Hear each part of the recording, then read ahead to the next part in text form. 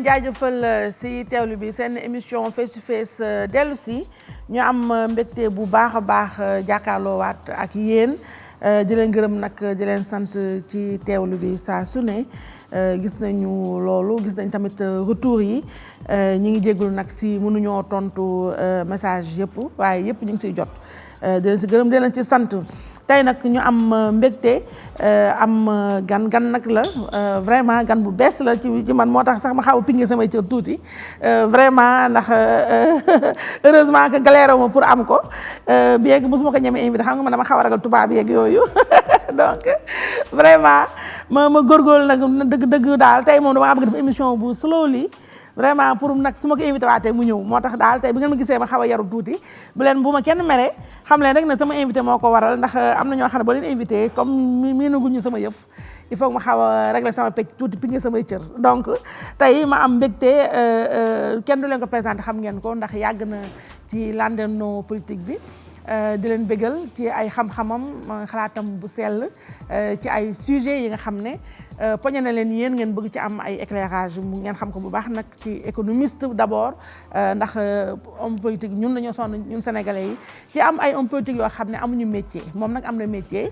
te métier bu baax bi la am ndax économiste la xam nga ku ne économiste dëgg-dëgg sa xel nag dem ci wàllu koppar ñu ni mel mu intéressé ma ba pare tamit mu am nag noo xam ne noonu la toogee ci langue politique bi ñëpp da rafetlu taxawaayam ndax kenn du ko dégg mukk ci yu doyadi bien que nag mën na defante gis ngeen fan yi sax am na ay defante yu mu defante donc sama invité gis ngeen ko nii ci écran bi Mamadou Lamine Diallo la honorable député di nag ki nga xam ne moo jiite mouvement bii di tekki mu bokk nag ci CRD di congrès pour la renaissance démocratique min ngeen sama kàddu ci moom yàgg ngeen xam ne ñoom laay wooye les 4 mousquetaires de l'opposition ndax ñoo fi indi dëgg-dëgg opposition bu bees boo xam ne dëgg-dëgg mën nañu wax ne ba ñeneen ñi nalawee ñoom nalawuñu ñooy les sentinelles sax ma rafetal kàddu gi donc mais ci beneen wàll député la xam ngeen ko moom la ñu dénk commission aménagement du territoire honorable député ginnaaw gis nga yu baax yi ma la waxal la yëpp ginnaaw ba ma la dalalee jaajëfal la surtout nag ci patience bi xam nga ñun suñu yëf mooy demee noonu tournage bi c'est la première fois nga ñëw ci sama émission donc tey gis nga xale yi fu ñu génn yëpp gis naa ne yuuxu woo onk woo yaa ngi toog découvrir nga nag dëgg-dëgg les coulisses de l'émission j'espère que ça fait sa beauté en tout cas ma lay gërëm ci teewlu bi di la gërëm tamit ci pour cette patience là et puis de la bàyyi nga sénégalais yi nga xam ne ñu ngi lay teewlu di la seetaan. jërëjëf maa ngi lay nuyu di la gërëm di la sant. yow ak sa téléspectateur yëpp. di leen wax bonne année. ci 2020 bi. di la wax tamit ne sa émission bi lu am solo la. jërëjëf naa koy suivre. merci beaucoup attentivement nag. merci. xam nga création la en fait. waaw yéen ay artistes ngeen. waaw du ay artistes lañu ne. artiste moom nañ ko soxla ci réew. voilà moo tax nga ñuy baal lépp. non ñoom ils ont tous les droits parce que ñooy bégal askan. wallaay dëgg la Diallo. am nga ñooy jaajëfal bu baax a baax ci loolu rek léegi ñu dugg nag dëggantaan ci xolu émission bi. man ma am benn laaj boo xam ne bii moom mën naa wax ne sama pour man la sama dañ ko bopp la xëy na ma am sénégalais yi mu ko bokkal nooy ba ñuy dégg tekki quand même tekki yàgg na fi su ma juumalee c'est vers 2009 genre quelque chose peut-être même un peu avant mais boobu ba léegi pourquoi ba tey nga def ko mouvement defoo ko parti politique c'est un choix pourquoi? waaw loolu de bonne question en réalité soo xoolee. tekki ci boppam am na parti politique. moom siwul nag. siwul de. moom moo am récépissé. ok ñu ngi tudd parti de l'émergence citoyenne. ok moom mooy organisation. comme dañu démarré woon nag ak tekki. depuis 2007 2008. oui ak maître Ndeye Fatou Touré. député à l'Assemblée nationale. oui. finalement ñu bàyyi tur boobu. waaw mais am na parti nag moom mooy parti de l'émergence citoyenne. d'accord waaw loolu c'est une précision boo xam ne nii moom man dama ko soxla woon.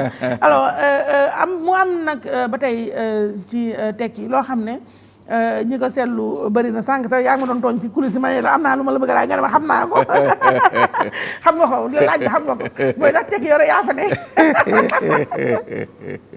yore yaa nekk ci tekki da yore lañu dégg ngay wax est-ce que tekki am na ñeneen ñoo fa ne gis naa fa ne ñeneen ñi ngi nii ci wet gi mais Sénégal yi ñoo bëgg a xam pourquoi yore la ñuy dégg ci tekki bu ñu nee tekki moom la muy jàll la ñuy dégg donc yooyu yaay wax pourquoi ñeneen du ñuy wax pourquoi du ngeen def comme yeneen parti ay communiqué ay bureau politique yooyu di ko baaxee journalistes yi. waaw loolu moom laaj bu am solo la effectivement ñun am nañu bureau politique citoyen moom à peu près 31 personnes ñoo ci nekk. ñu am secrétariat permanent. boo xam ne pratiquement tous les mardis dañuy réunir. c'est vrai que duñuy def communiqué. loolu tam c'est un choix personnel. waaw dañuy bàyyi rek suñu def communiqué su amee yenn événement. ñu door a def communiqué. mais effectivement tekki du man kese nag. parce que nag kon nag moom leen affaire lay niru. non am nañu suñu implantation ci 45 départements yi. ak communes yeeg yooyu. diaspora bi tamit. bon xam par exemple 2012. malgré que ñun ci mouvement jàppale nañu Macky Sall mu nekk président de la République. législative yi bu mu ñëwee. on est allé seul. oui bien sûr on est allé seul. voilà donc liggéey nañu nag vraiment. ça se voit parce que ñu ngi góorgóorlu mais c'est vrai que nag war na am ñeneen.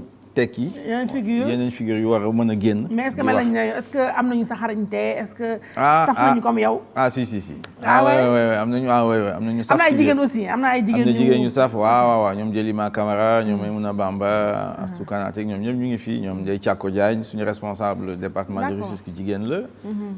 ñoom ñëpp ñu ngi fii ñoom ñëpp mën nañu franchement mën nañu. waaw mais nag xam nga sénégalais moom ñun dañuy tàmm def naa yow la ñuy tàmm. waaw loolu dëgg la moom war nañu cee góorgóorlu nag wax naa leen ko sax ñoom ñëpp ne barki dem maa ngi woon Bargny seet yi bëggoon naa d'ailleurs sargal évidemment Sadio Mané parce que après tout quand même waaw et puis ñu jógee Bambali foofu Sédhiou waaw c'est la région waaw dama demoon seet yi benn inventeur sénégalais nag bu tudd Abdoulaye Samba ndeysaan xale bu xarañ inventé benn machine à laver carrément waaw foofu ci Bargny waaw moom ko concevoir vraiment dessiner ko produire ko ma demoon foofu nag di ko sargal ji waaw fekk naa fa ñoom day càkko nag ñoom day càkko de Rufisque ñooñu suñu ay taxawal la fa mais moom Lamine Diallo ba ban ressenti ngay am boo déggee Sénégal yi dox na moom Lamine Diallo tubaab la dafa tubaabee bu yokk olof day wula ay erreur yu mel donc yooyu qu'est-ce que ça vous fait waaw man nu mu tuddee d'abord sama roulé air bi man nii laa juddoo. kon teyoo ko forcé woo quoi. non créé woo ko. non bu ma nekkee xale d'ailleurs sama magu yaay. bokk na ci sama yaay yu ma fonk. Fatou Diallo tudd mi ngi fii daf ma doon saboté may jooy xaw moon sax la ma doon wax à l'époque. bon léegi noonu la ma yàlla bindee ah. donc loo xam ne dama ko forcé. mais nag dinaay dégg ne tubaab laa. man nag bokk ma ci góor yuy leeral. benn nationalité la am bu nationalité sénégalaise. xanaa suñu wax tubaab Senghor nañu wax Senghor moo dégg français mooy académicien moom mooy grammairien. man daal dina ma jaaxal lu tax ñuy wax man tubaab la bon maintenant yàgg naa ci tubaab bi c'est vrai. xam nga ku 16 17 ans.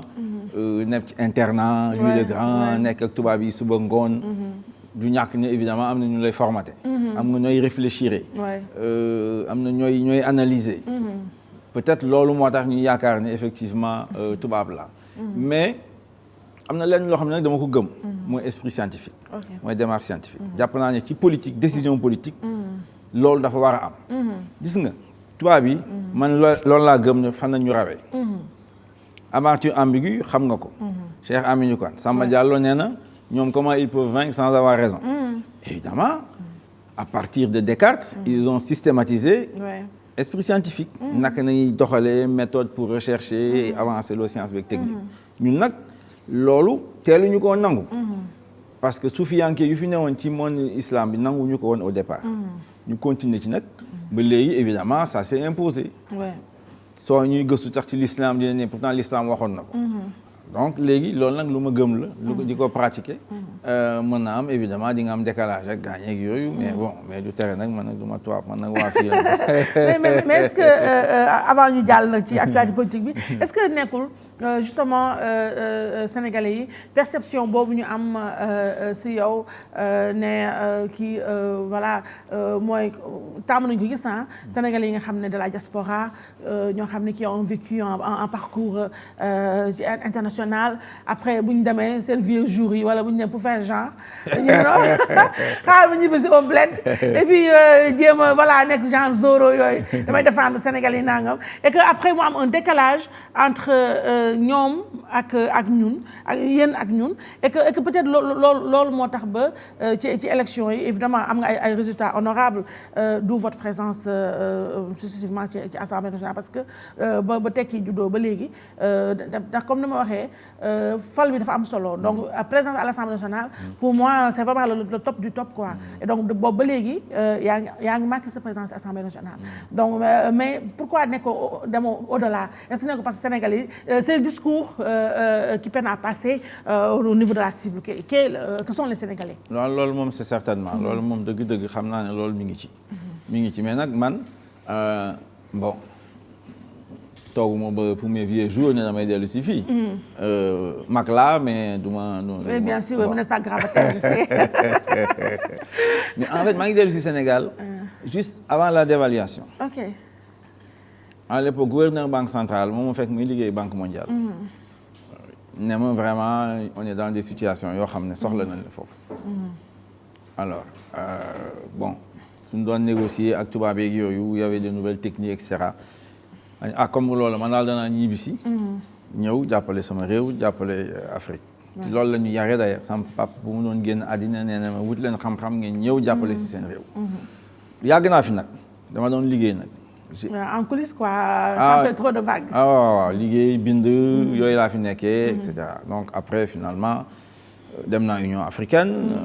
def fa quelques années gis Afrique na muy doxee. maa doon secrétariat ñoom Kadhafi ak ñoom Museveni suñu toogee ak Obasanjo. xam naa na muy doxee xam naa Afrique na muy doxee ak àdduna bi na muy doxee.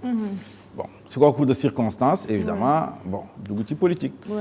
am ci nag suñu vision suñu ambition. suñu doxalin moom mooy tekki am njëriñ. doctrine la nag. d'accord waaw wute nag libéralisme wute nag socialisme. kilifteef na ñuy woote. kilifteef na ñuy woote.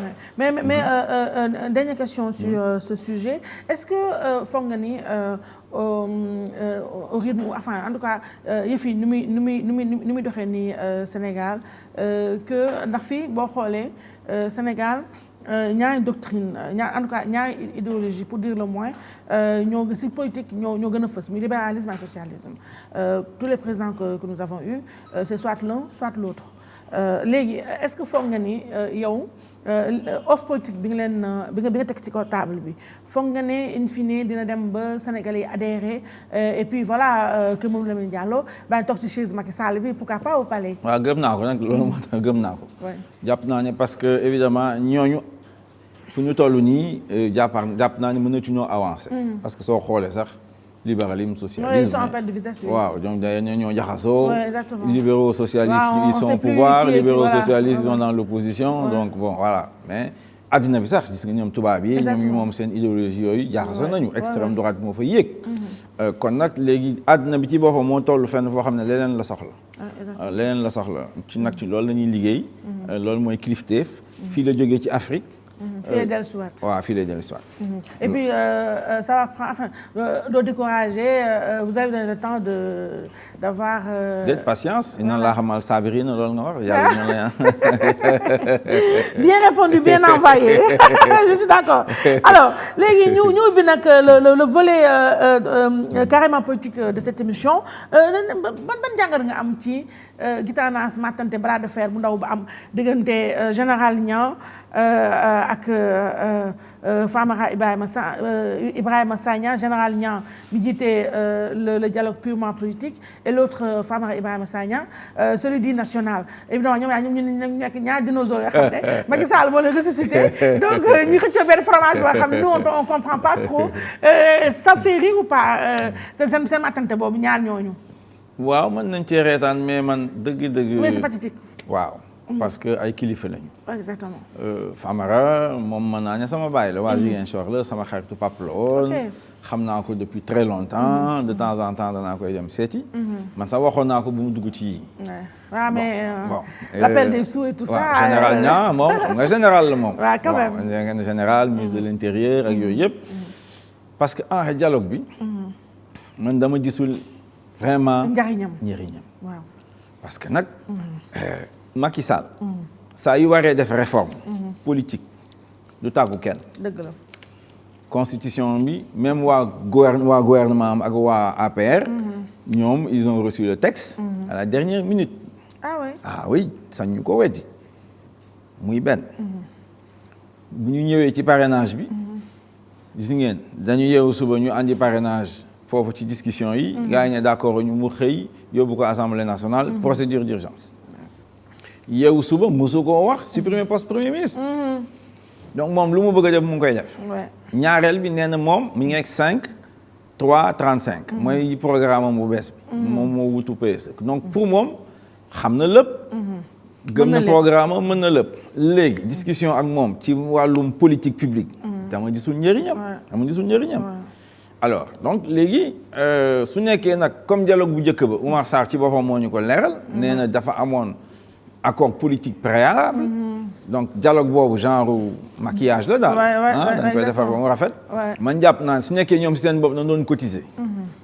cotiser ñoom comme ñu defoon ci assises nationales yi xam nga dañoo cotiser un peu plus de 100 millions. ku nekk xam nañu bu ne ñëw indi wàllam. su boobaa man du ma lu ma ciy wax. waaw mais celui-là moom. non comme c'est des fonds publics. am naa ci droit. surtout léegi sax ñoom ñooy wax ne léegi principe de transparence et de sincérité. mooy yore budget bi. moom mooy réforme bu bees bi. mooy budget programme. kon nag war nañoo xam. sincèrement lii ñaata lay jar. ak fan la ci yenn poche lay dugg. waaw ci ñenn exactement exactement fu muy jógee nag xam naa ko. wax naa ko nee naa ma gis naa ko ci fonds politique président yi kenn weddiwuma. 856 millions yaakaar naa. comme président bi ne 3 mois nag ça fait beaucoup pour 3 mois. xaw ma ban façon liggéey la ñuy dem pendant 3 mois léegi nag si yenn lay poste lay dugg nañ ko xam. mais jàpp naa ne amu fa liggéey. gisuma fa ban liggéey. am ñu liggéey daal en réalité c'est juste des gens qui viennent là. Voilà, qui viennent là et puis au bout de 3 mois, il y aura, on va dire, voilà les conclusions. Peut-être andi nañu poste vice-président. Alors tout ça, c'est connu d'avance, quoi. Voilà, c'est connu d'avance. Non, jeex na. Voilà et puis voilà loolu jàpp naa ne baaxul ci démocratie sénégalaise. su ñu wax démocratie mooy kuréel yi institutions yi dañu war a taxaw. débat démocratique en réalité assemblée nationale la war a am. xanaa peut-être dans les collectivités locales aussi. mais dëgg-dëgg loolu mooy démocratie. mais mënuñoo jël assemblée nationale teg ko foofu jël ne da ngay créer espèce su je sais pas dialogue national à côté jox leen xaalis bu dul jeex ñu nekk foofu doo xam lu ñuy wax lu ñuy non c'est pas normal. comme genre liggéey parce que ñoom dafa mel ne bu ñu xëy chaque jour du vendredi ils sont là-bas bu ñu xëy suba ils sont là-bas tout ça quoi genre on peut pas se liggéey la quoi. quelque part taxawaalu la quoi dans le vide. mais donc loolu moo tax yow nekkoo fa. non ñun on n'est pas d'accord avec ça. nee na ñun loolu ñun bokkuñ ci. ñun waa CRD. nee na ñun bokkuñ ci loolu. parce que luy nax askan bi ñun bokkuñ ci. d'accord mais xam nga man lu ma bëgg nga jàppale ma comprendre ko honorable député mooy c'est un peu flou vraiment dans ma tête et je pense dans celle de beaucoup de Sénégalais. C'est-à-dire quand on dit dialogue politique après dialogue national c'est super compliqué quoi. Est-ce que l'un peut aller sans l'autre ou bien c'est l'un dans l'autre yow noo ko déggee ñaar affaire yooyu. bon ci njëlbeen dañu waxoon ne en réalité dafa waroon am ay concertation sur le processus électoral. loolu opposition bi sax yàgg nañ ko laajte. et puis lors après élection su amee très souvent day am concertation. exactement waaw ñoom directeur général des élections mooy convoquer les partis politiques. ñu organiser leen en trois groupes. pour pouvoir majorité non alignée ak opposition. ñuy waxtaan qu'est-ce qui n'a pas marché ak yu mel noonu. loolu la ñu waxoon ne mooy am en concertation électorale. mais ñu jox ko beneen gëdd. mu nekk loolu lañ doon woowee concertation politique. dénk ko général Mamadou Niang. ñoom ñu ngi réunir depuis 4 ou 5 6 mois. benn résultat rek nañu am mooy daax élection locale yi. et loolu kan la neex ça fait. voilà l'affaire du camp d'en face. voilà de l'autre côté nag ñu andi léegi dialogue national. ñu bëgg nag loolu dugg ci biir dialogue national. ñee bañ. voilà donc xam naa ne loolu moo andi bis bi entre les deux grands patrons là. bon mais xaw ma nu muy mujjee mais de toute façon man jàpp naa ne amul benn impact aussi sénégalais amul benn impact parce que déjà sénégalais ça ils n'avaient pas trop ils comprennent pas trop ne dialogue politique dialogue nangam xamuñu. non loolu daal affaire bi daal loolu la moom. mais xam nga sànq li nga wax sànq honorable wax nga ko je pense il y a quelques jours et indi woon na benn jiixi jaaxa sa diggante ak Grande Croix gis naa tamit kii moom tamit noonu la ressuscité ay Bamba Ndiaye ak yooyu gis naa ku ne jël xeer du dóor na ko waaye yow tam dafa mel ni li ngay tubaabee yëpp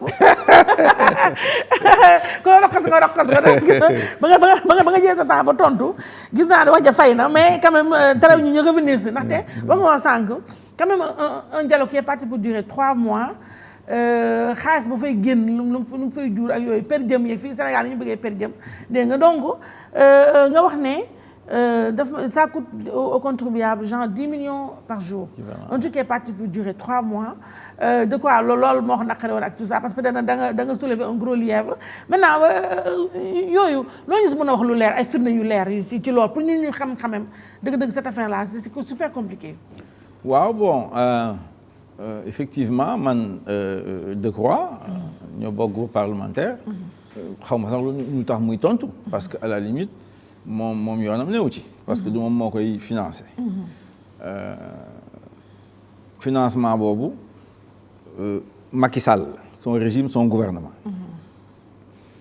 bu ñu nekkee assemblée nationale laajoon naa ministre bi ma ne ko man gis naa ci budget présidence de la République une augmentation de 850 et quelques millions ci fonds politique u président bi d'ailleurs tur bi sax dafa changé léegi noonu la ko tuddee léegi transfert courant nañu bind alors que avant ay fonds de solidarité la woon ay fonds de saisie xam nañ ne lii mooy fonds politique u président dañu xaw a làq kii tuuti voilà dañ ko xaw a làq mais man repéré naa ko gis naa ko ma ne ko nag est-ce que lii pour dialogue bi la tontuñu ma alors ma xam ne certainement moo tax ma dellu si ne leen comme président bu mu waxee ne man 3 mois naa leen jox ma ne leen 850 millions pour 3 mois c'est beaucoup c'est beaucoup d'argent parce que nag Sénélec 12 milliards la soxla.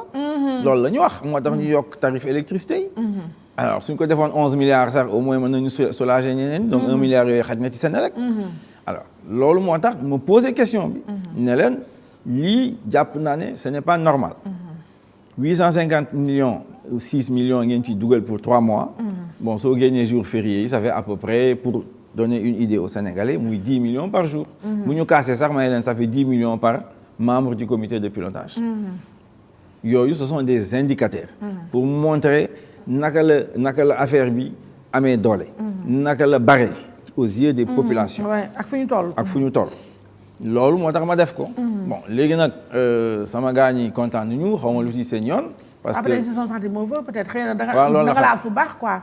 oui xëy na ñoom bëgguñu woon tamit seen petit secret yooyu nga étalé ko da nga leen xaw a weeraal tuuti daal.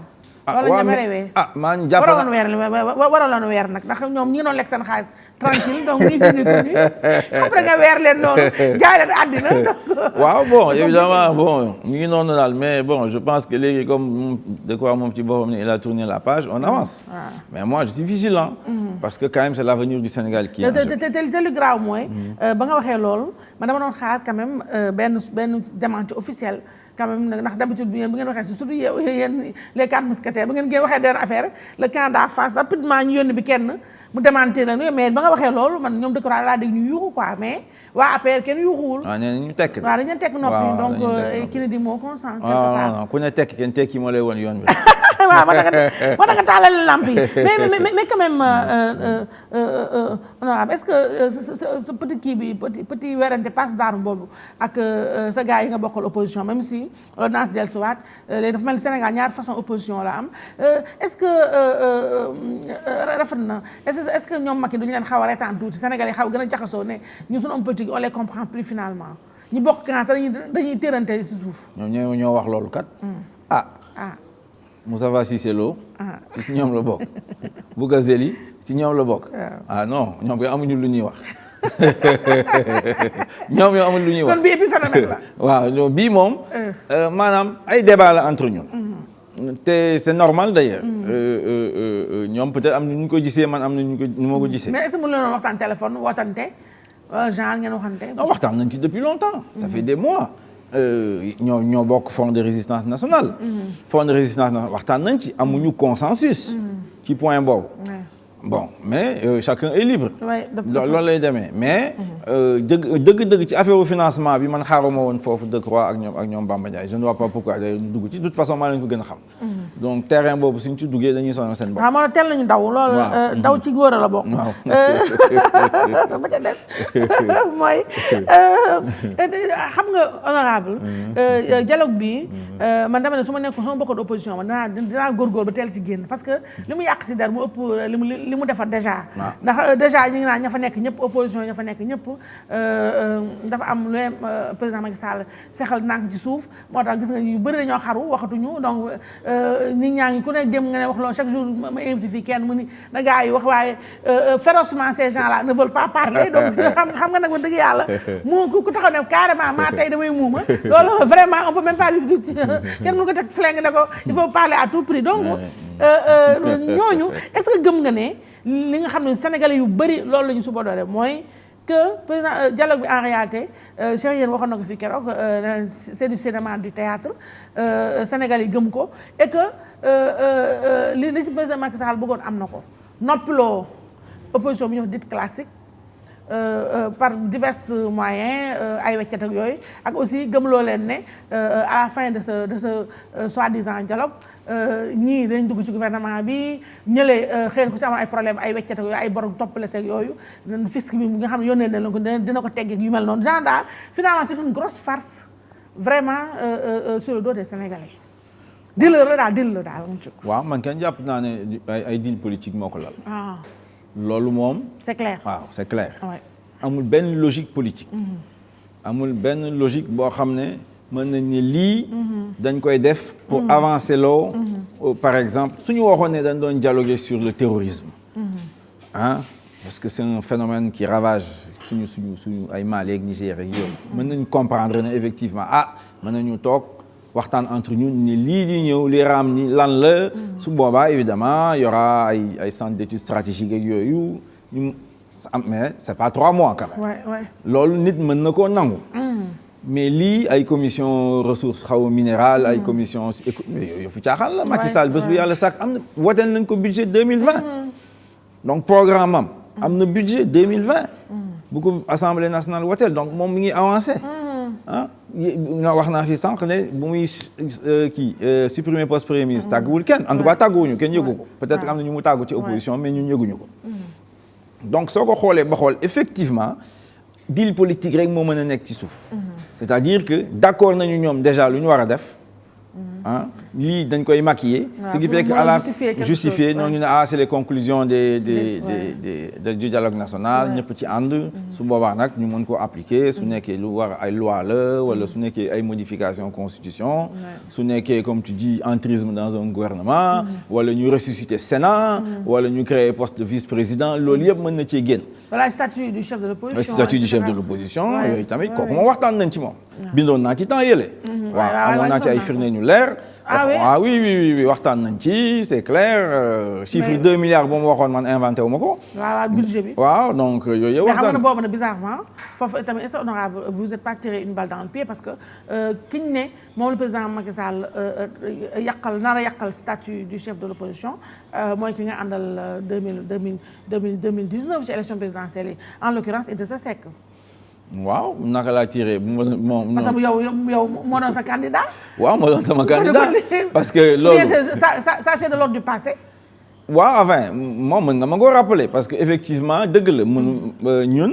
comme élection yi Macky dafa tànnoon ñu ko neex ñu bokk ci élection yi waaw ñu xool ñu analyser waxtaan ak ñëpp. man ak Abdoul Mbaye la woon d'ailleurs ñu am suñuy questionnaire waxtaan ak ñëpp.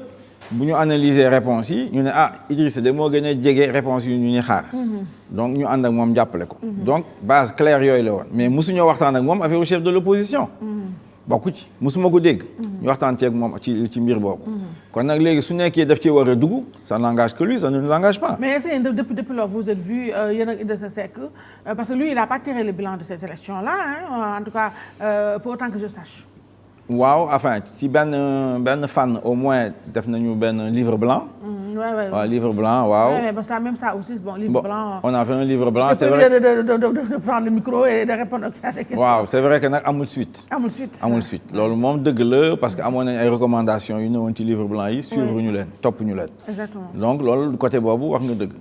mais sinon effectivement man gën naa ko gis nag loolu moom c'est vrai. depuis kañ genre. juste un peu après les élections àndoon nañu Touba mu leen seeti xalif général. waaw après boobu daal man gisul. le contact est totalement rompu. entre vous pas rompu mais bon. xam naa ne non il est pas rompu mais bon amuñ lu ñuy wax quoi. waaw genre bokkatu leen parce que fi ngeen taxawee. waaw c'est vrai que bokkuñu d'ailleurs même conclusion élection yeeg yooyu. bu ñu demee man lu ma xalaatoon ne lii la ñu war a def. bon moom leneen la def. bon à partir de ce moment-là évidemment. Bon, voilà. Mais est-ce que quelque part honorable amuloo tuuti regret ci ni nga soutenir honnêtement. non enfin mënu wax regret. un peu de mélancolie un peu de vague à l'âme peut-être si c'était à refaire. non xam nga vous allez réfléchir à deux fois. waa xam nga affaire circonstance la xam nga politique moo mel noonu. affaire circonstance la. moom ci boppam sax bu ñu dajee avant les élections mu seet si ma mu ne ma xam nga àddina moo dox ba may ñëw waxtaan ak yow. ce qui est vrai parce que effectivement. bokk leen ay bagages waaw bokk ñu ay bagages loolu moom mais nag politique moom moo demee noonu. waaw moo demee noonu. l'ennemi d'hier peut être l'ami. waaw situation yi ñooy jaxasoo rek. je suis d'accord mais ñi lay xas ñoom dëkku ak yooyu. ak ñeneen ñi nga xam ne ñu ngi suuf jëpp leen yéen 4 mousquetaires ndax yéen a ngi xajamal seen cere. di yàq di léeg yooyu donc ñu ne yéen presque vous n'avez pas votre mot vous n'avez pas voix au chapitre vu que da ngeen zappé complètement le dialogue et que yéen am leen mbooloo vous êtes des radicaux de bouche. ak waa clavier ngeen nekk yéen daal seen yëpp réseaux sociaux la yu mel noonu yooyu ñooñu ils ont un peu raison ou pas. non ay waxin la rek ay waxin la parce que ñoom ci seen bopp ñun suñu àndoon ak ñoom danañu kontaan. et puis xam nga Macky Sall ci boppam moo doon wax la magie du clic. moom xam na la muy def moom. xam nga waxoon avertir woon nañ sax Macky Sall. nee na je vais réduire l'opposition à sa plus simple expression. est-ce que là je pense que là un peu. waaw mi ngi ci yoon bi. waaw mi ngi ci yoon bi. mais xam naa prévoir loon nag ne ñun dañ taxawal CRD. prévoir am yenn yoo xam ne xam naa ne rëcc na ko. parce que nit ki nag bon loo xarañ tamit. évidemment yàlla. y a des choses yoo xam ne et puis y a la situation. y a la situation xam nga moom taxawoon na fi ne moom sur le plan économique tout marche très bien. jotoon naa polémique ak ñoom ma ne leen da ngeen di coow rek mais di ngeen mbëkk mur bi. finalement. fan la ñu mujjee pont bi la ñu magum mur. waaw mu ngoog donc léegi jàpp naa ne donc effectivement ñun on représente quelque chose dans le pays. Ça c'est clair électoralement ñoom kenn mënu ko mesurer parce que élection présidentielle gis nga na mu demee. bon donc léegi on verra. local yi dàq nañ ko.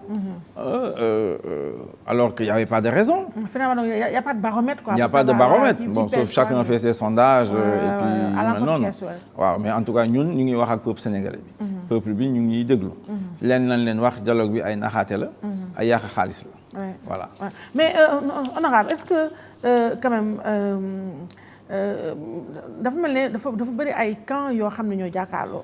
donc benn camp moo fi nekk bu nekk en face normalement moo waroon nekk yéen seen cible yéen ñëpp ngeen tirer dessus mooy Macky Sall ak ñi mu àndal mais opposition bi dafa nekk maintenant dafa scindé wu en 2 camps mooy y a celle dite traditionnelle wala classique mooy les Gakou les Idrissa Seck et cetera et consorts et puis il y a le vôtre. waaw yéen daal mooy yoo xam ne les radicaux léegi nag. gars yi ñu yokk ci les radicaux de bouche quand même. j'adore cette expression-là ça m'a fait trop rire les radicaux de bouche et les fous du clavier. les fous du clavier tout ça donc ay expressions yoo xam ne voilà qui sont fleuresses tout ça c'est quand même c'est vous qui en faites les frais mais ma question est.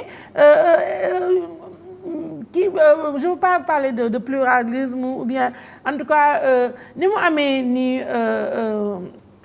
seen parole bi ni mu pluriel ci opposition est-ce que loolu dina tax ba seen combat bi ngeen am ci gain de cause parce que normalement du yéen a war a tërante seen biir quoi. waaw mais xam nga man jàpp naa ne Macky Sall jeexal na. jeexal na moom. Oui 2 mandats lay am. loolu lañ d'accord. Et lui il en est à son 2e quoi. waaw donc moom en réalité. y a pas débat y a pas. non su bëggee ne bëgg am leneen 3e mandat. su boobaa. leneen lay doon on sort du débat démocratique. Exactement. ci su boobaa man dama jàpp ne c'est une déclaration de guerre qu'il fait au peuple parce que xam na bu baax la mu tekki. ñenn ci ñoom sax. am na ñu ma testé foofu di ma laaj lan nga ci xalaat ma ne ça dépend ñaata Sénégalais ngeen bëgg a rey. parce que na ngeen ko comprendre noonu. kon ñoom Macky Sall bokkatul. ñoom seen camp boobu nag ñoom ñoo war a xam nan la ñuy def.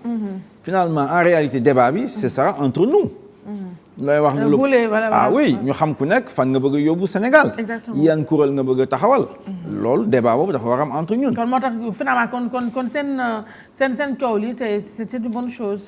oui ça à mon avis. day wane bouillonnement buy ñëw sur les divergences qu'il va y avoir nag nañu war a yore Sénégal. exactement par exemple ku mel ni man. jàpp naa ne Assemblée nationale dafa war a am gëdd. man gëmuma ne. Sénégal wala Afrique dañu war a am kuy buur di bumi. nekk même camp forêt. loolu gëmuma kenn bëggu ko. waaw bokkul suñu tradition. tubaab bi ñoo ko fi andi. imposé ñu ko ñu yaakaar ne loolu mën nañu yóbbu en avant. te gis nañ ni effectivement yóbbuwuñu fenn parce que loolu ça peut marcher si tu as la chance d'avoir un président. mu wax wàllu yàlla ak yoolu koo xam ne yàlla koy inspiré. mais temps yi c'est compliqué. waaw c'est compliqué. kon nag léegi nañu am assemblée boo xam ne. day taxaw. muy am ay débat ci biir. muy mën a contrôler gouvernement bi la muy liggéey. mais il s'agit pas de cette assemblée. dëgg du assemblée. L'assemblée qu'on a là. non vraiment. c'est un peu n'importe quoi. non enfin mënu ma waxee loolu parce que samay collègues nañu mais dëgg damay xuloo ak ñoom tout le temps ne leen vraiment. néew doo leen fi nekk di tàggaate. doo leen fi nekk xaste xeex. non c'est vraiment du très bas état. ça c'est pas normal. c'est pas normal te ñu ci bare nag soo leen xoolee personnellement ngay waxtaan ak ñoom. am nañu équation personnelle boo xam ne maanaam mën nga ko apprécier. mais système bi nu mu demee ak ñoom ñu leen di conditionné. moo tax ñuy def yenn yi. ci jàpp naa ne loolu foog ñu génn ci loolu par exemple man dafa fekk loo xam ne gëm naa ko. Abdoul Mbaye gëm ko Tass gëm ko ak yu mel noonu. par exemple yooyu loolu daal jàpp naa ne loolu fa nañ jëm. fa nañ jëm ak ñoom. mais honorable boo déggee ku mel ne Cheikh Yémou Seck moom laa invité woon moo toogoon fi nga toog. dimanche dernier. quand il dit que président Macky Sall. que moom tam wax na li nga wax Sall daa ko nee na moom président Macky Sall jeexal na vraiment c'est fini quoi xaala gasi pour moom jeex na et que en fin politique am na benn kii def na son propre casting ci biir APR donc ñooñu xëy na si ñooñu lay jël kenn ku mu jàppale kii ko ku mu jàppale donc pour mu wutu ko mooy genre dauphinat bi. de l'autre côté mu ni bu fekkente ne ñooñu mënul nekk Idrissa Seck si opposition bi la koy yéene. et que Idrissa Seck ak Macky Sall réeroowuñu ils sont y a une grande forme de connivence entre ces deux personnalités loolu ban réflexion la suscité ci yow. waaw loolu mën na nekk. parce que quand même Macky Sall xeebuma ko. stratège politique la. war na mën a teral ay stratégie effectivement am ay scénario ne man sama biir parti nii laa bëgg a pousse. man sax demoon naa ba ne bindoon naa ko fi ne Mansour Faye ci boppam c'est le dauphin caché. parce que kii budget bi nga doon waaw ak vraiment puissance bu ñu ko jox. ak ni ñu koy ñeneen ñi di ko tarbiyu. est-ce que nu garaaw Karim Wade à votre avis ou bien c'est la même chose à peu près un peu moins ou pas. waaw bon c'est différent xam nga Karim était dans les infrastructures. et puis que les papam la woon. waaw kii beau-frère la waaw kii beau-frère la. voilà mais c'est vrai que moo tax day may wax affaire famille Faye Sall. taxaw na avec beaucoup de moyens. gars yi di ko oui tarbiyu oui déjà sax nee naa ñoom Oumar Gueye ak ñoom Oumar Youm xam nga maay président commission. aménagement nee naa leen yéen finalement ay secrétaire d'État wu Mansour Faye ngeen. mais loolu foo ko tegoon loolu yan preuve nga ñu mën a jox. non xam nga loolu non du preuve. c'est-à-dire fonctionnement bi la. fonctionnement bi xam naa na muy doxee. xam nga su kaw waxoon naa leen ko d'ailleurs les deux ministres là man la yéen jigéen xuloo entre autres ak kii. wax naa leen ko commission ak Daouda Diallo. ak Daouda Diallo mais leen si seen système bi du dox testé nañ ko. ñu ne ma non ma ne ko Cheikh Amidou Kane ak ñoom Mamadou Touré déjà à l'époque te ñooñu ay xarit nañu depuis très longtemps. c'est-à-dire que dynamique bi ñu ñuy fonctionner Sénégal. loolu moo koy andi. c'est pas que ñoom dañuy xuloo wala yu mel noonu mais dinañ dem à un moment donné les intérêts en jeu et cetera. système bi baaxul. Macky Sall surtout léegi dugg na ci ajustement structurel. donc Daouda Diallo moom lu koy intéressé mooy le court terme. ñaata laa mën a dugal pour faire face aux dépenses. pour payer la dette. yooyu moom alors que ot dina ko ne waaw man damaa bëgg a réformer le marché du travail. dugg na fi génn fële donc ñoom ñaar ils peuvent ne pas parler le même langage. loolu moo arrivé récemment. bu ma analyser naka la structure Mansour Faye di fonctionner ak son ministère. ak mais moom sax dem na yenn programme mi day signer convention ak yeneen ministères yi. pour ñu mën a pour liggéey loo leen. donc en réalité soo xoolee ba xool si on voulait quelque chose de cohérent pardon et efficace. ay secrétaire d'État am la ñuy doon comme ça liggéey bi mën a avancer. mais loolu noonu laa ko waxee. noonu laa ko waxee et mënuñu maa weddi parce que noonu lay fonctionner en réalité et puis amuñu premier ministre. soi-disant mais même loolu tamit c'est. ça marche pas. ça marche récemment pas, ñu yónnee nañu Assemblée nationale benn projet de loi nee dañoo juum ci affaire criminalisation des femmes là. enfin du viol astafurlaay. tu te rends compte c'est extrêmement grave. mais cette affaire là sax maa ngi dégg ay juristes wax ne c'est super mal. c'est super mal engagé en cette affaire-là. non seulement ils ont fait n'importe quoi. non franchement loolu c'est pas normal. projet bi nee na bu ñu ko andee nee na dafa am ay erreur ci biir. ñu andil ñu ay tonnes d'amendement mal écrit vraiment et puis nag am na leneen lu ci laxas woon. man maa ko génnee toj ci kaani en commission des lois. dañu andi article 319 du code pénal buy wax affaire acte contre nature mooy affaire góor jigéen dugal ko ci biir. waaw man mii maa ko loxati. ne leen lii lu tax lu fi lii ñun affaire bu jigéen nañu yor sans rien à voir mais ñoom boobu lu ñu si waxoon ci acte contre nature yi. alors dañu ñëw ne ñoom dañoo bëgg a wàññi yokk peine bi su nekkee entre acte contre nature la ak mineur. mais avant 21 ans la woon léegi dañ ko bëgg a andi 18 ans. donc. loolu de forme de presque légalisation. voilà mais loolu garaaw na. ma loolu nga comprendre loolu laa comprendre. ma ne ministre bi kon lii l'esprit mooy ne yéen da ngeen bëgg a wax ne léegi acte contre nature su nekkee. ay xale nañu. su boobaa ñu dal seen yoon dal seen kaw. mais bu dee du xale. su nekkee du xale nag c'est toléré on ferme les yeux. bu ma waxee loolu ñu gaawantu génnee ko. kon noonu lañ ko génnelee. man am Macky Sall leeral affaire droit d'autrui bu ma bëgg respecté. jàpp naa ne loolu moom engagement la ci moom. ñu ngi koy buruxal ndànk ci suñuy loi yi. pour que suba ñu mën ne effectivement nangu nañ ko te société sénégalaise bi. foog nga ne suba ñu mën nañu nangu Sénégal mën na nangu. non ñun mënuñoo nangu loolu. non kooku dañuy sonal seen bopp. dañuy sonal bopp mais genre comme li nga wax ne genre erreur yi ak subterfuge yi ñu dugal. waaw du erreur sax ñoom dañuy dañuy jox lu bëri nga xam ne am temps lire yëpp. mais effectivement man bés boobu. moom laa wax sama gars yi su ma fa newuloon man bokk ma commission des lois dama yeewu suba ne xaaral ma dem commission des lois parce que nee nañu projet de loi bi daal vraiment bu ñu yónnee baaxul mais pour man jàppoon naa ne y avait pas d'enjeu parce que criminaliser le viol bon jigéen ñi sonn nañu.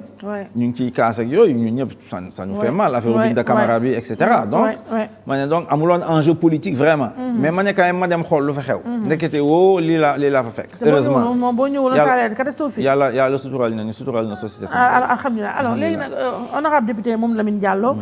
njiital Tekki émission bi daanaka jeex na mais yii nag laa tuddee sama question fast track donc yow moom xam naa ne xam nga am nga esprit concis donc damay dóor rek. nga tontu direct.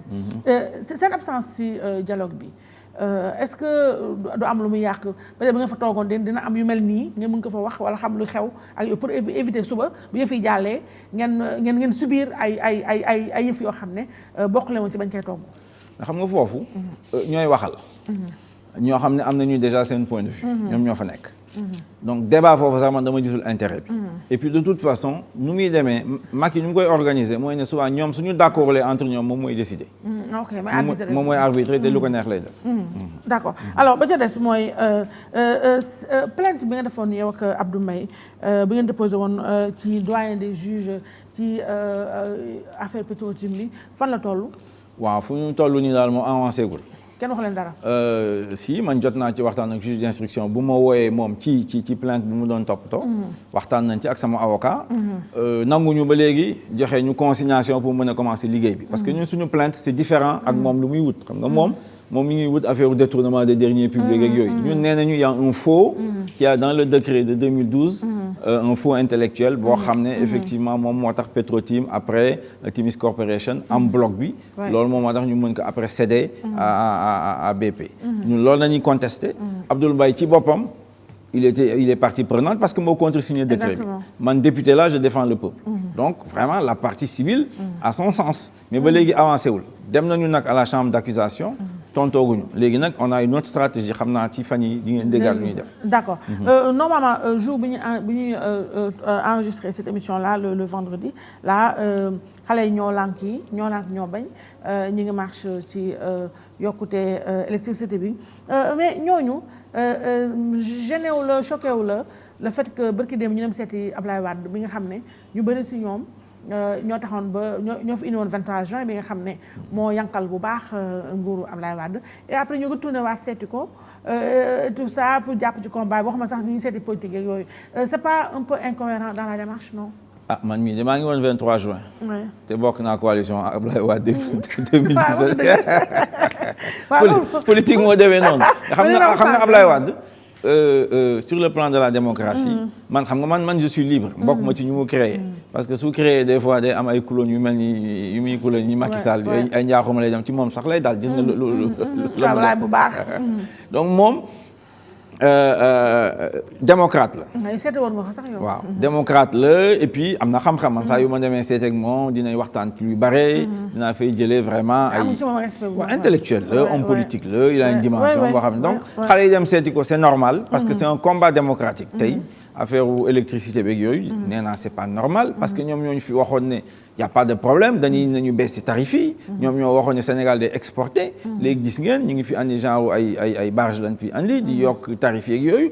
donc lu ñu doon wax du dëgg. donc c'est pas normal donc ça veut dire que am na leneen ñuy nëbb. lii c'est le commencement. loolu moom moo tax je crois que xale yi ànd nañ ci manifestation ñun sax CRD woote nañu ci manifestation suñu gars yi ñu ngi foofu. ñu jàppale la ñu ngi ci biir. d'accord mais maintenant marche yooyu yëpp honorable est-ce que dëggantaan am na impact est-ce que dina mën a changer dara est-ce que dina mën tax ba Macky Sall xëy suba daan ne non j'annule cette mesure là de hausse et cetera ak yooyu lan mooy njariñu marche yi ñuy marche bu weesoo. moo gëw ma ne man personnellement à court terme. Macky Sall dana ko def parce que ay engagement yu mu jël ak Fonds monétaire ak Banque mondiale. donc dina dem jusqu'au bout. mais xam nga marche yooyu. day wane ne suñu démocratie bi day taxaw. et puis day yee population. day renouveler le personnel politique.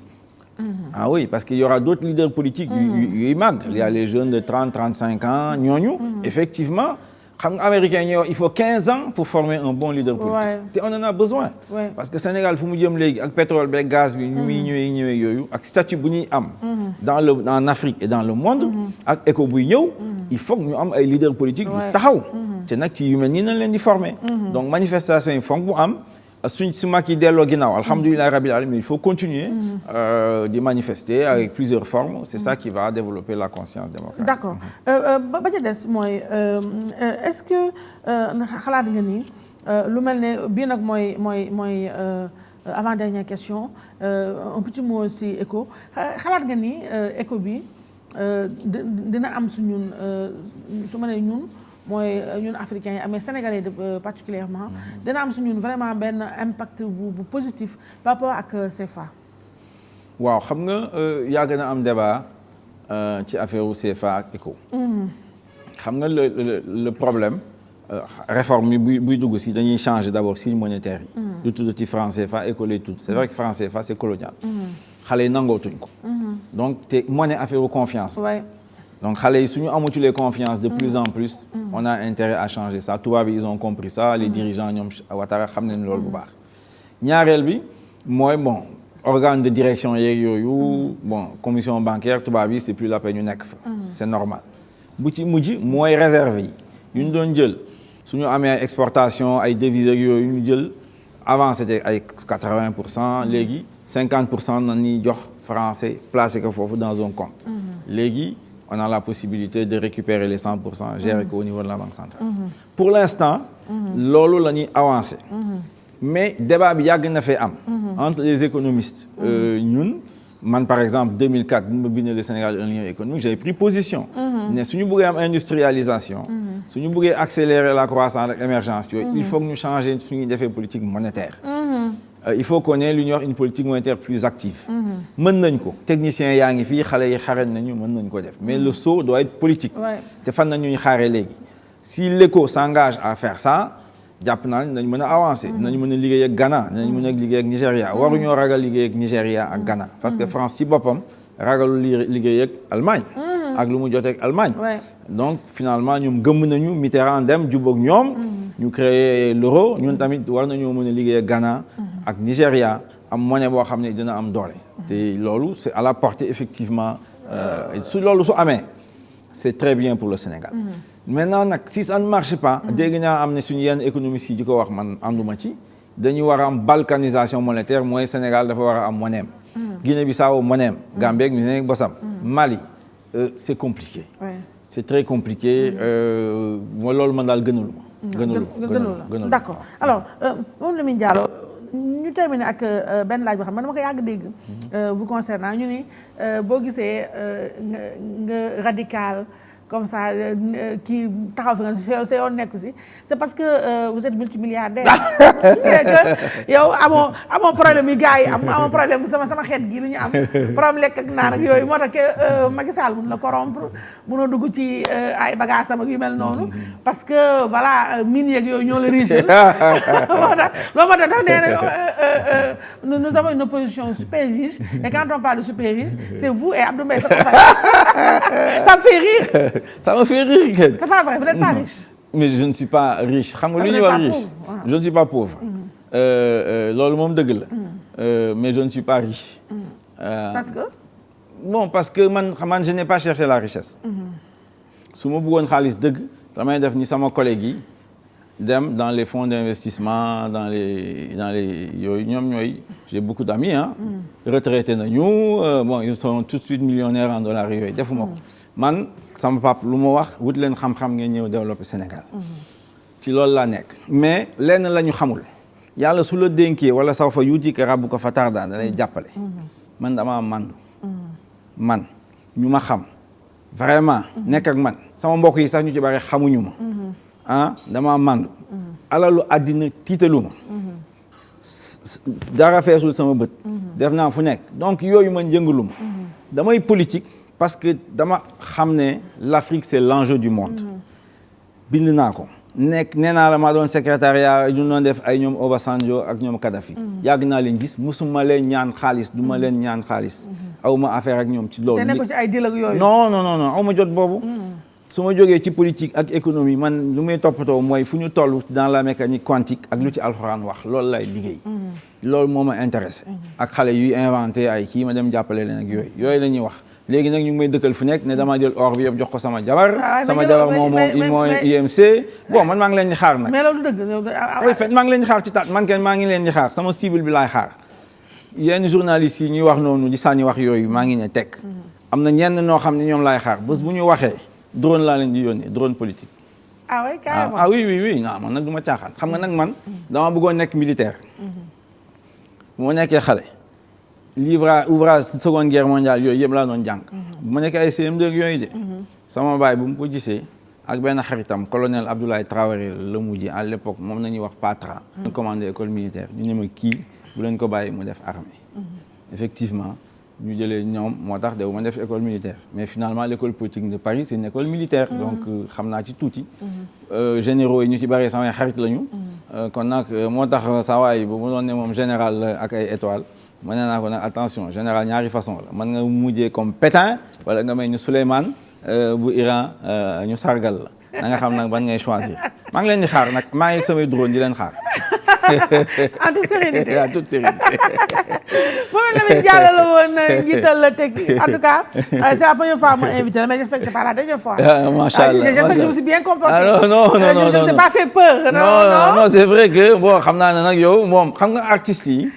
ñoom moom mos naa ko wax Youssou Ndour sax ma ne ko yéen vous comprenez le langage des âmes donc yéen ñu sut ñun on comprend le langage simple ak yooyu bon nag on a une admiration pour les artistes parce que loolu la yàlla def ñoom ñooy créer ñoom ñooy créer te xam nga àdduna bi fu waree avancer foog mu am ñuy créer loolu la avec beaucoup d'admiration donc dama dugg ci artistes yi kon non man ci sa fans club laa bokk non mais ça me va droit au cœur vraiment je suis très contente parce que vraiment je marche sur des heures avec non xam naa rek incompréhension bi moom du ñàkk ne effectivement dinañ la dëkkal comme nee nañ man tubaab laa te man bon man da nga xaw a metti xaw a compliqué tuuti waaw loolu la may wax waaw non moo tax ay dem boo rek na ma koy wax ni ma yaa metti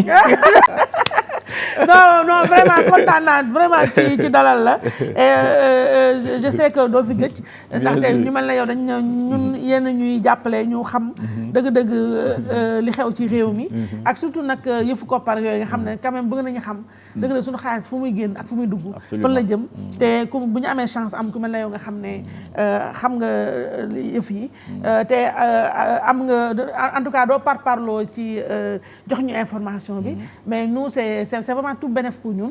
ma lay gërëm di sant nag ci lépp ñun nag tekki mooy partage du savoir. de l'avoir exactement et du pouvoir. waaw macha allah yow daal vraiment fi nga taxaw daal moo tax man je suis contente de voir que au moins amoo yenn besoin matériel yoo xam ne dina tax ba nga wuy ay chants du cygne. non loolu mënta am et puis xam nga bon man j'ai aidé beaucoup de gens. am na ñu bari ñu ma formé. dans plusieurs pays africains. waaw ñooñu loolu la ñu xamul. waaw moo tax yàlla lay suturaal. waaw moo tax Macky Sall il a fort à faire avec vous. waaw absolument Abdou Mbaye itam noonu la xaw a radicalé donc je crois que vous êtes bon portant. absolument je comprends je comprends en tout cas ma koy gërëm di ko sant moom Lamine Diallo la woon njiital tekki honorable député président commission aménagement ak lan. aménagement du territoire voilà ak yeneen bagage gis naa yu bëri la. waaw urbanisme habitat xaw na rëy. waaw xaw na rëy mais yaa toll noonu moo gën ñu jox la yu ñàkk xorom yi parce que gis naa foofu seen kii xam nga gars yi bu ñu la bëggee doon rek te ñu jox la ay commission yu ñàkk xorom yoo xamante ne nii amul sens amul benn sens waaw mais yoo xam nga gars yi dañu xamul ñeme nag ñeme ñu sa plume looloo tax mais comme ni tubaab bu dégg olof la moo day ñëw ci émission yi mel ni da bàyyi yu ñàkk xorom yaa ngay waaw non fii laay ñëw léegi waaw day ñëw fii foog ma gomee vraiment man du ma tubaab nag waaw doo tubaab moo tax si yi ngay ñëw da ngay ñëw si yii di waxante ak askan bàyyi tubaab yi nga xam ne seetaanu leen fii la mburim di xoyom la mi sama di ko wax ma koy gërëm bu baax honorable député di gërëm leen tamit bu baax yéen Sénégal yi ñuy seetaan ak nag sa ñaari compagnon yee nga àndal tur yi laa fàtte sinon ma gërëm leen donc di gërëm daal képp ku nekk Amadou Konaté ak Amadou Dieng voilà Amadou Konaté ak Amadou Dieng donc mooy secrétaire permanent kenn secrétaire politique tekki voilà donc kon mu mel ne kon tekki du yow dong yaa fa ne donc ñu leen gërëm ñoom tamit di gërëm bu baax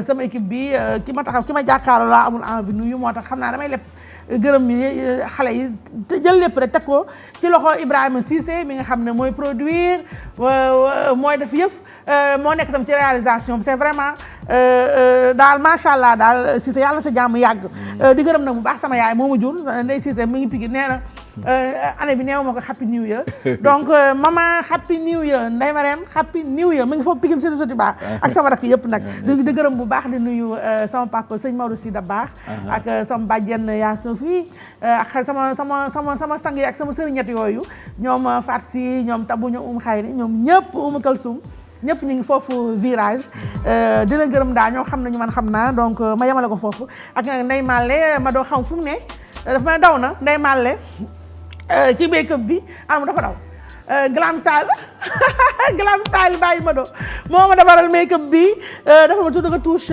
coiffure bi mais nag coiffure bi nag sama rakk yooyu nekk fële ci wetu rond point JVC ñoo ko def waa Caribou Spa on a foog ma yóbbu la fa nag ñu defaral ay bagages yu baax ñoom ay pédicure ak manucure ak yooyu waa xale yooyu sama rakk yooyu ñoo koy def ñu ngi foofu ñoo ma defar tissage bi ñoo ma jox cheveux bi coupé ko def teinture def yëpp yi ak yeneen la ñuy def ñu ngi foofu Moussa di nga dugal ma seen yëf ñoom Kayra la Alima ak Fatou Fall ñoom seen donc mu mel ne émission bi jeex na montage duma ko fàtte Moussa Sène la waaw maa tey waaw maa tey maa wax lu ma neex noonu waaw équipe bi jeex na donc émission noonu la jeexee dimanche prochain incha allah ak beneen kàngam jërëjëf